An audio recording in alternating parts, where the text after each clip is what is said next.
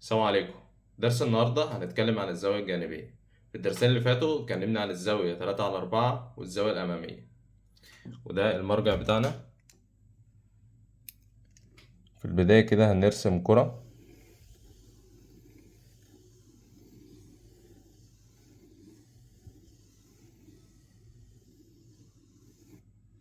عرض الكرة ده بيبقى بعرض الوش وارتفاعها من نهاية الجمجمة من فوق لحد دوران الدقن. أول حاجة بنرسم خطوط لومس الأساسية اللي هي بتاعة الوضع الأمامي اللي احنا خدناها في أول درس.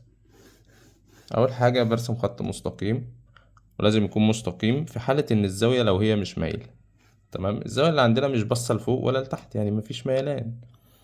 بعد كده هاخد خط عمودي عليه، والخط ده بيمثل لي خط الحاجة، واجي في التلت اللي تحت واعمل خط الأنف، واخد المسافة، وخط الأنف ده بيبقى في التلت المسافة دي. وبعد كده باخد نفس المسافة دي وانقلها فوق، وبعد كده اخد مسافة، نفس المسافة دي اخدها هي مسافة الشريحة الشمال، ونفس المسافة هي شريحة اليمين. الشريحة اليمين دي مش شرط أعملها لأن الوش هيلف، وأصبح إن الشريحة دي هتبقى الناحية التانية، لأن الشريحة دي بتمثل لي الجزء اللي هو نهاية الحاجب من هنا. يعني الشريحة دي محتاجة إنها تتحرك لحد هنا عشان تجيب نهاية الحاجب ده من هنا. أول حاجة الخطوط هتتحرك ناحية اليمين لأن الزاوية باصة ناحية اليمين. هيتحرك مسافة قد إيه؟ الخط ده هيتحرك لحد منتصف الوش. هل منتصف الوش هنا يعني المسافة دي، هل هي دي المسافة اللي اتحرك بيها الوش؟ لأ. امال المسافه اللي اتحرك بيها الوش فين؟ لحد منتصف الوش. هل اللي انا شايفه قدامي ده في البورتريه ده هو ده منتصف الوش، ولا تقريبا بعد دي بمسافه؟ يعني ممكن يكون الوش لف ناحيه اليمين شويه عشان اخد المسافه بتاعتي، وممكن تقريبا يكون معدي خط المسافه دي بجزء صغير جدا. فطبيعي هاجي عند الشريحه واخد نفس المسافه دي، يعني المسافه اللي هيتحرك بيها الخط السنتر ده هو هيبقى مين اللي حرك بيه الشريحه دي. تمام. فالخط تقريبا هيجي لحد هنا. خلاص. فالشريحة بتاعتي يبقى اتحركت من فين؟ من هنا لحد هنا. والخط ده، الخط ده هيتحرك، هيبقى هو حدود الوش اللي انا هرسمها من هنا كده، لان مش هعرف الف بالخط ده الناحية التانية، فهعتبر حدود الدايرة من هنا هو هيجي لحد هنا ويقف. فخلاص، فانا حركته جه معايا لحد هنا، يبقى خلاص، يبقى انا كده معايا ارتفاع الدايرة اللي هو من بداية الشريحة هنا لبداية الشريحة ده ارتفاع مين؟ الكرة.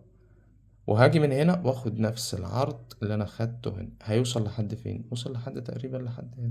يبقى انا عندي الشريحة بتاعتي هنا. لكن احنا لو جينا نبص على الشريحة اللي بنقطعها في الزاوية 3/4، ما بنلاقيش الجزء ده وصل لحد هنا، بنلاقيه دايما مع نهاية الكرة من هنا، عشان الوش حركته ما وصلتش ان هي تجيب عرض الكرة. ما هو ارتفاع الكرة، ارتفاع المسافة دي هي نفس عرض الكرة. انا همد الخط ده لحد هنا، هو خط الانف، وبعد كده اخد المسافة دي انقلها تحت، هي مسافة الدقن. ولازم اتأكد ان المسافة دي هي نفس المسافة دي. بعد كده هاجي في نص الشريحة دي، واخد مين؟ واخد خط الدقن. خط الدقن بتاعي اللي هو الجزء اللي فيه الظل ده، باخده بميلان كده. خلي بالي ان الجزء ده واخد ظل، فانا هرسمه بخط خفيف. تمام. وبعد كده هو بدايته من هنا، الخط بدايته من هنا، بس انا باخد نفس الميلان ده كده عشان الميلان بتاع الدقن بيبقى ماشي مع مين؟ ميلان الودان بيبقى ماشي مع ميلان الدقن. يبقى بداية الودان فين؟ انا هنا ماشي اهو خط مستقيم، بداية الودان هتبقى هنا. خلاص، يعني لما اجي ارسم الودان هرسمها من هنا، مايلة اهي، وبعدين اطلع. لو انا شفت نهايتها هلاقيها مع نهاية خط مين؟ الحاجب. الحاجب ممكن يجي في النقطة دي ويميل شوية، لأن الودان بتبعد شوية عن مستوى النظر، بس هنا يعتبر في نفس مستوى النظر بتاعي. وبعد كده أجي هنا أخد الدوران بتاعي. شوف الخط بقى بيبدأ لي مين؟ ببداية الودان من هنا. اتأكد من العرض ده مظبوط ولا لأ. واخد خط العين. خط العين ده اللي هو بيمر بالنقطة دي، شايفين النقطة دي تحتها بمسافة صغيرة، هو ده خط العين. هتلاقيه في التلت، يعني لو بتقسم المسافة دي 3 تلات هلاقيه في التلت اللي فوق. عايزين نطلعه شوية. تمام. وبعدين أعمل الانحناء اللي هو بتاع الحاجب من هنا. بس نخش على النقطة اللي هي ايه، اللي هي بتاعة تحديد الأنف. أنا عندي نهاية الوش من هنا ونهاية الكرة، نهاية الجبهة. فأنا هاجي من هنا وهدخل مسافة صغيرة لحد مين، قبل العين، قبل خط العين في النص يعني هنا كده، وأبدأ ألف بالحناء ده. خلاص.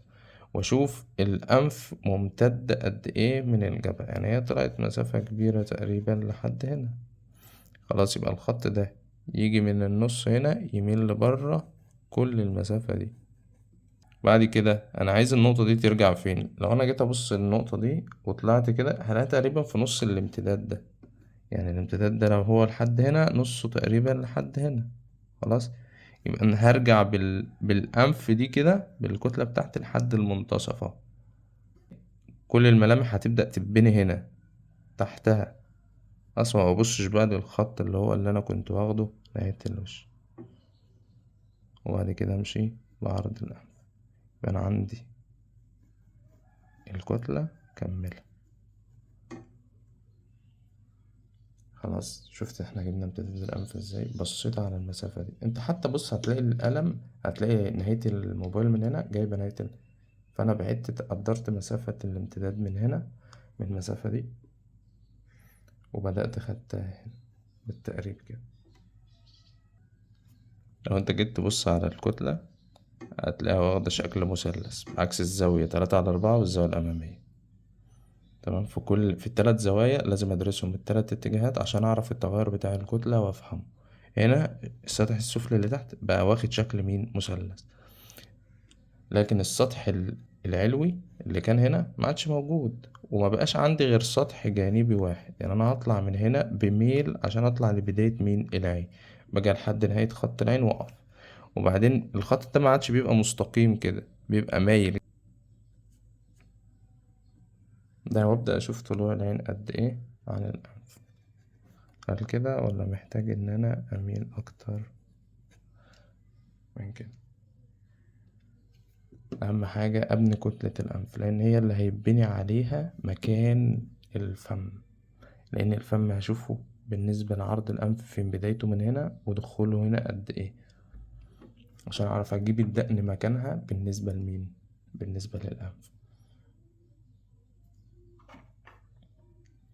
خلاص. سهل جدا بقى إن احنا نحدد مكان الشفايف. احنا بناخد المسافة من هنا لحد هنا، بقسمها نصين، ومن النص ده باجي هنا كده وأقسمها ربعين، أجيب بين بداية الشفة دي، وبعد كده أنزل بالشفة التانية، وبعد كده الشفة التالتة بتبقى تحت خط النص اللي هو في نص المسافة دي. خلاص. وهرسم هنا بس مرسمش على الخطوط دي أنا، بس الخطوط دي بتبين ارتفاع الشفة اللي فوق وارتفاع الشفة اللي تحت اللي هي أكبر منها. بعد كده أقدر أرسم مين، نهاية الدقن. لو أنا طلعت كده هلاقيها بعيدة عن مسافة نهاية الحاجب من هنا كده، يعني هيبقى هنا عندي مين، الرقبة. أنا لو بعدت كده أجيب الرقبة، وبعدين أجيب الرقبة تاني من هنا. لو طلعت بالنقطة دي بعيد عن الميدان حاجة بسيطة من هنا، والرقبة طالعة من هنا.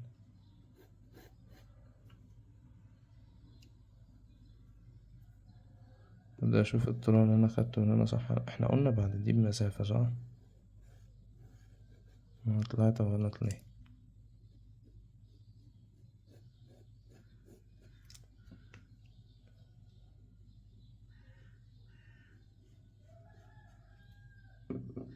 بس هتلاقي اتجاه الرقبة في الاتجاه. هبدأ بنزل مسافة صغيرة، أخد من اللبس القميص من هنا. القميص بيلف كده، بص بيلف بالطريقة دي كده. اقفل كده الطوق بتاع القميص، الجزء نطلعه فوق شوية.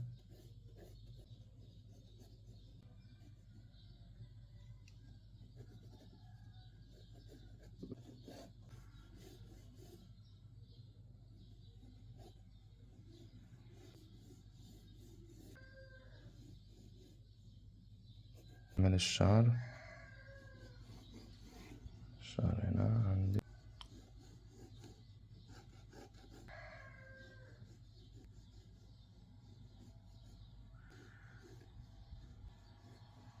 الجزء ده سهل، بتاع نقل الشعر ده.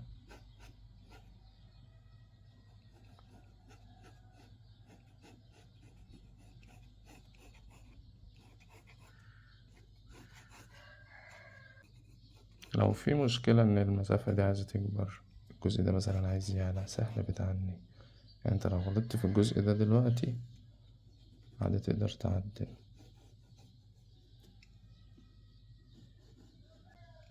شوف الزرارة بدايتها من فين، هتلاقيها عندي هنا، وبدايتها معروفة موجودة هنا.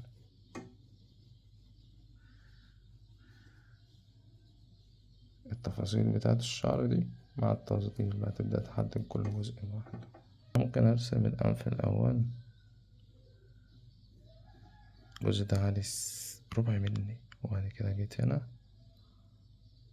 واطلع اخد الدوران من عند نهاية الامتداد والف، بعد كده الاقي الجزء ده مستقيم من هنا. انا خدت الدوران اهو، كأني عملت ربع دايرة، تمام. وانا جيت هنا وخدت مستقيم، رحت للنقطة دي. النقطة دي بقى اللي انا هلف من عندها عشان ارسم مين؟ الفم. يعني انا جيت كده وبعدين هنزل، ده الفم هاخده من فوق من بداية الخط اللي انا خدته، خلاص هلاقي الفم نازل بميل كده. هاجي بقى من هنا واسيب مسافة صغيرة وامشي عشان اعمل مين؟ الجناح. عايز تعمل الجناح الاول، تعمل الفتحة الاول، الجناح هتلاقي مايل كده. خلي بالك من الميلان ده، شايف الميلان بتاع الجناح اللي جوه ده؟ خلي بالك منه عشان بيعتمد فيها على الشبه. انا ارسم الفتحة بتاعتي، شايف الفتحة مستقيمة لفوق، يعني النقطة دي فوق والنقطة دي تحت، خلي بالي من الحاجات دي.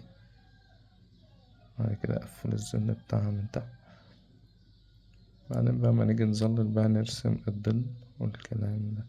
انا عندي القناة التانية برضو بدأت انزل عليها تظليل، بس انا بهتم دلوقتي على القناة دي على الجزء بتاع النسب لانه مهم، وبعد كده نبدأ معاكم في التصليح خطوة خطوة برضو.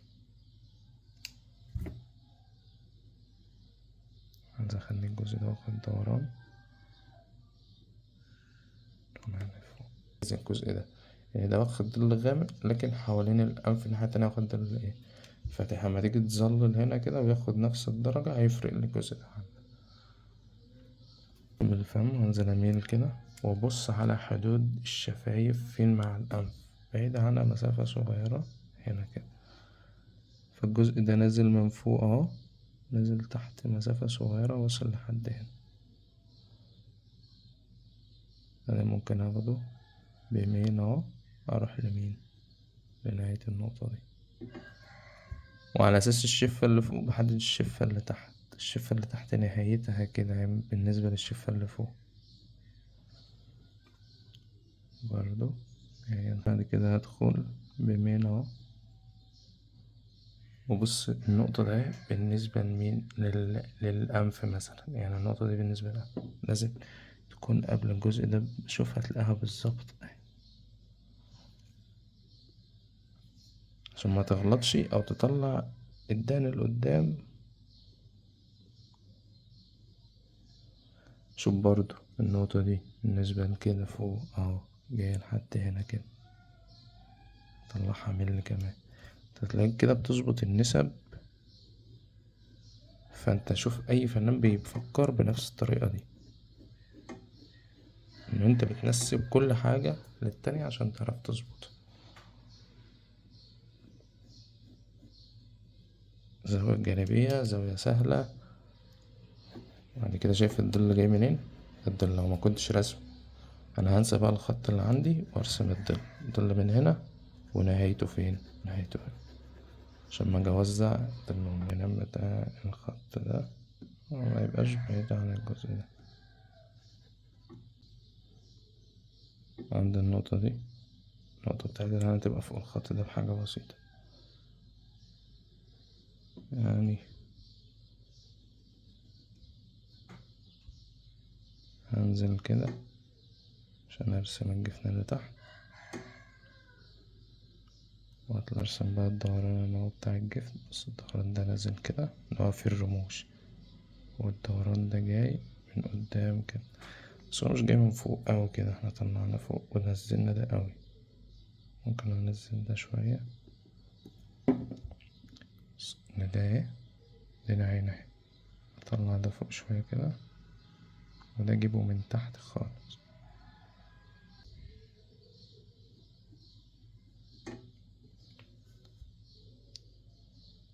شوف بقى الرموش جاي، بص الرموش جاي من هنا كده طالعة من قدام، ماشية بسيف كده، مسافة قريبة جدا من نهاية الجزء ده. بشوف كل حاجة بالنسبة للتاني.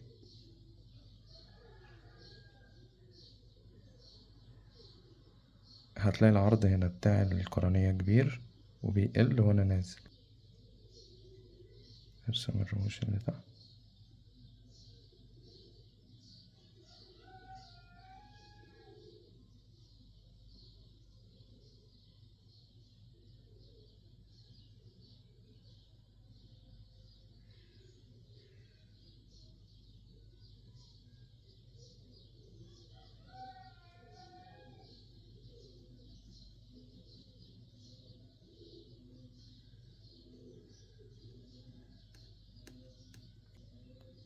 طالع من الجزء ده مايل لورا، وبعد كده بينزل.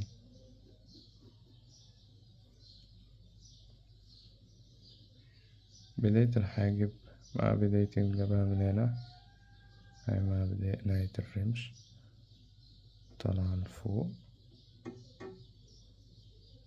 وهتنزل. لو انا جيت ابص هنا كده هلاقيها فوق النقطة دي بحاجة بسيطة جدا، ونهايتها مع نهاية الشريحة. نطلع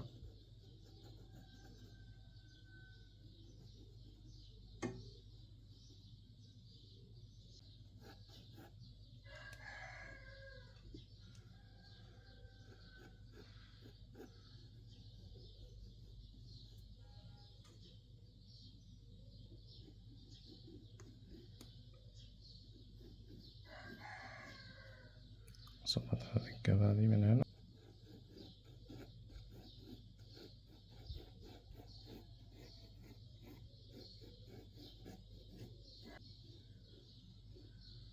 أول حاجة برسم الجزء اللي أنا أقدر أفرده في الودان هنا، الجزء ده، ده الضل اللي أنا هيوصل لحد تقريبا الجزء هنا. وبعد كده باجي من الجزء اللي تحت أو التلت اللي تحت، وأبدأ بين فتحة الودان. فتحة الودان عريضة شوية ومع نهاية الجزء ده، بعدين بطلع لفوق أو بطلع لفوق بميل، وبخش من جوه وأرجع أعمل الدوران ده. قبل ما أطلع الدوران أكون منزل الجزء ده، واخد الجزء ده غامق شوية من هنا، وبعد كده بوزع ضلع عريض هنا في الحتة دي كده،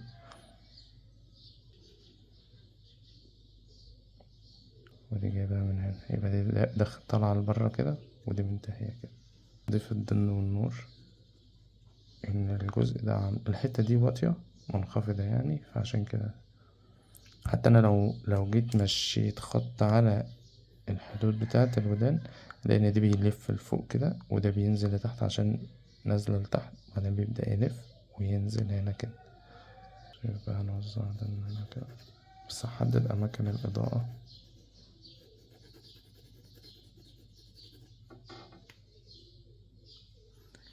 وده كان نهاية الدرس بتاعنا. لو عجبكم الشرح واستفدتوا متنسوش تعملوا لايك وسبسكرايب. اشوفكم في الفيديو الجاي. سلام.